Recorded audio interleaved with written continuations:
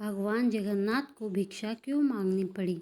एक बार लक्ष्मी देवी अपनी भक्तिन श्रेया चांडाल के घर पर आशीर्वाद देने गई हुई थी।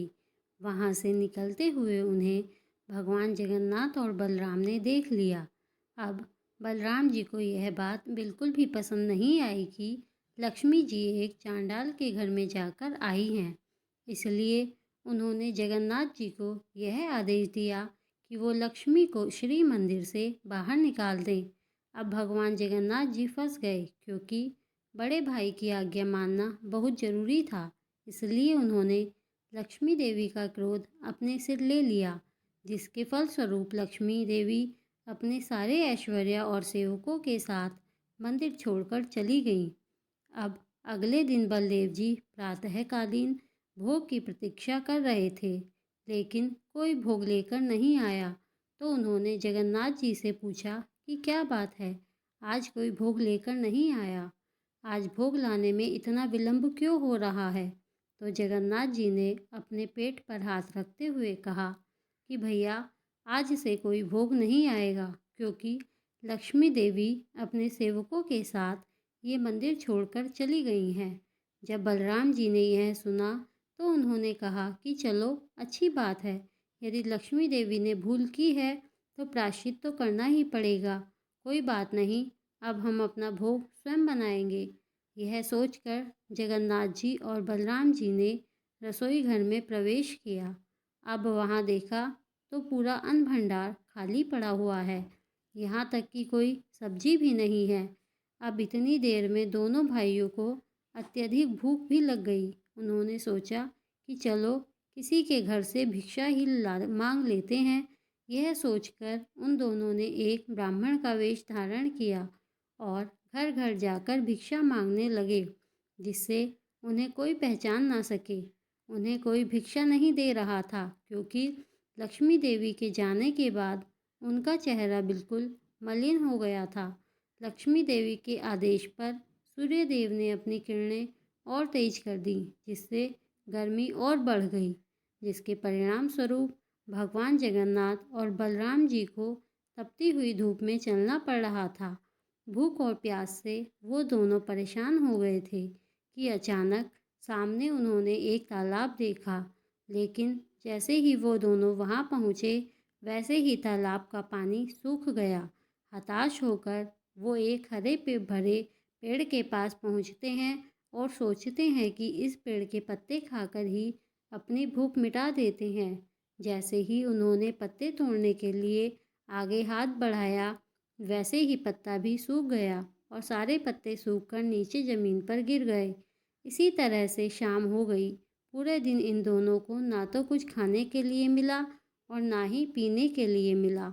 थक हार कर ये दोनों एक मंदिर के पास पहुँचते हैं, जहाँ पर अभी भी प्रसाद वितरण हो रहा था। उन्होंने विनती की कि उन्हें कुछ खाने को दे दे, लेकिन लक्ष्मी जी का क्रोध तो आप जानते ही हैं। फलस्वरूप उन लोगों ने भगवान जगन्नाथ और बलराम जी को कुछ भी खाने को नहीं दिया। ऐसे में एक वृद्ध महिला को उन दोनों पर दया आ गई। उस वृद्ध महिला ने उन दोनों को एक पात्र में मुरमुरे खाने को दिए। इस प्रसाद को देखकर वो दोनों प्रसन्न हो गए। जैसे ही प्रसाद लेने के लिए उन दोनों ने हाथ आगे फैलाया, उसी समय तेजी से हवा चली और सारा प्रसाद जमीन पर आ गिरा। अब आप ही सोचिए, उस समय भगवान जगन्नाथ और बलदेव जी की क्या स्थिति हुई होगी। ये वही जगत के जगन्नाथ और बलराम जी हैं, जिन्हें दिन में कई बार भोजन दिया जाता है। उनके हाथ कभी भी सूखने नहीं दिए जाते थे, जो कि एक ही समय में 56 भोग खाते थे। ऐसे में आज हमारे जगन्नाथ और बलदेव जी को आज एक सूखा पत्ता भी नहीं मिल रहा था। ऐसे में अब आप ही सोचिए कि उनकी क्या स्थिति रही होगी। ऐसे में उन्होंने एक व्यक्ति से पूछा कि भाई, हमें बहुत भूख लगी है, हमें भोजन कहाँ पर मिल सकता है। तो उस व्यक्ति ने कहा कि वो देखिए, वो चांडालों का गांव है। वहाँ पर एक स्त्री रहती है जो कि बहुत दयालु है। आपको वहाँ पर निश्चित ही भोजन मिल जाएगा। यह सुनकर भगवान जगन्नाथ और बलदेव जी उस स्त्री के घर गए। उस स्त्री ने उन दोनों का आदर सत्कार किया और कहा कि अभी वह उन दोनों के लिए भोजन बनाकर लाती है। लेकिन बलदेव जी को यह बात पसंद नहीं आई कि वो एक चांडाल स्त्री के हाथ का बना हुआ भोजन नहीं करेंगे। तो उन्होंने उस चांडाल स्त्री से कहा कि आप हमें राशन सामग्री दे दीजिए, अब अपना भोजन स्वयं बनाएंगे। यह सुनकर उस स्त्री ने कहा कि ठीक है, जैसी आपकी इच्छा।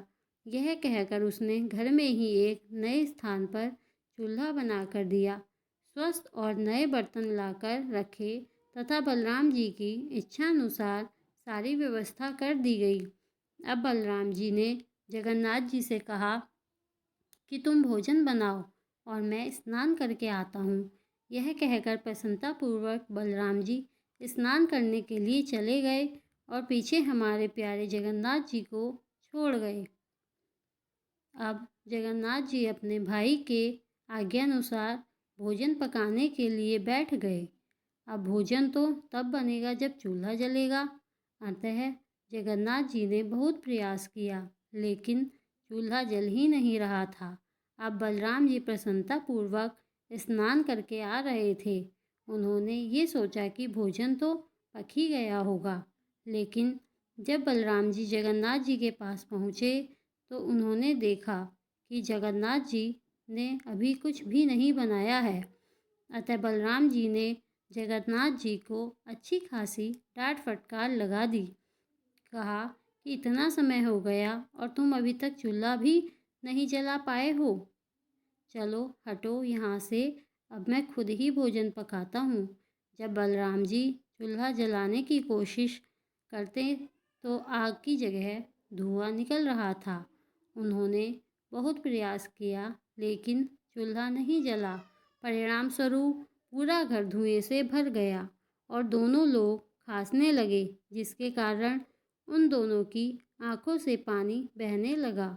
थक हार कर जगन्नाथ और बलदेव जी ने उस घर की स्त्री से कहा कि वही उन दोनों को खाने के लिए कुछ दे दे। वह स्त्री उन दोनों के लिए भोजन लेकर आई। जैसे ही उन दोनों ने भोजन करना शुरू किया, उन दोनों को भोजन बहुत ही स्वादिष्ट लगा। उसका स्वाद भी उन्हें कुछ जाना पहचाना सा लग रहा था। वो भोजन बिल्कुल वैसा ही था जैसा कि लक्ष्मी जी उन्हें भोजन पकाकर देती थी। भोजन के अंत में उन्हें विशेष तरह का मिष्टान परोसा गया। जब उसे बलराम जी और जगन्नाथ जी ने खाया तो उन्हें बड़ा आश्चर्य हुआ, क्योंकि वह वही मिष्टान था जो कि लक्ष्मी जी उनके लिए प्रतिदिन बनाती थी। इसके बारे में किसी और को जानकारी नहीं थी। फिर उस स्त्री ने कैसे मिठाई बना ली, ये देखकर उन दोनों भाइयों को यह विश्वास हो गया कि अवश्य ही इस घर में लक्ष्मी जी रहती हैं और यह भोजन भी उन्हीं के द्वारा बनाया गया था। अन्यथा इस घर की स्त्री को कैसे पता चलता कि भगवान जगन्नाथ और बलराम जी भोजन के बाद एक विशेष मिष्ठान लेते हैं। उन दोनों भाइयों को अपनी भूल का एहसास हुआ, खासकर बलराम जी को। अतः बलराम जी ने जगन्नाथ जी से कहा कि वो लक्ष्मी जी के पास जाकर क्षमा मांगे, और उन्होंने यह भी संदेह जगन्नाथ जी के द्वारा भिजवाया कि आज के बाद लक्ष्मी जी अपनी इच्छा से कहीं भी आ जा सकती हैं। उन्हें कभी भी अपने भक्तों से मिलने के लिए रोका नहीं जाएगा। अपने बड़े भाई की आज्ञा पाकर भगवान जगन्नाथ जी अपनी पत्नी लक्ष्मी जी के पास आ गए। उनके इस तरह मनाने पर लक्ष्मी देवी मान गई और श्री मंदिर में चलने के लिए तैयार हो गई। लक्ष्मी देवी ने जगन्नाथ जी को यह वचन दिया कि जगन्नाथ जी के प्रसाद के लिए कभी भी ऊंच नीच का भेदभाव नहीं किया जाएगा, चाहे वो ब्राह्मण हो या चांडाल। दोनों को समान रूप से जगन्नाथ जी का महाप्रसाद दिया जाएगा। धन्यवाद।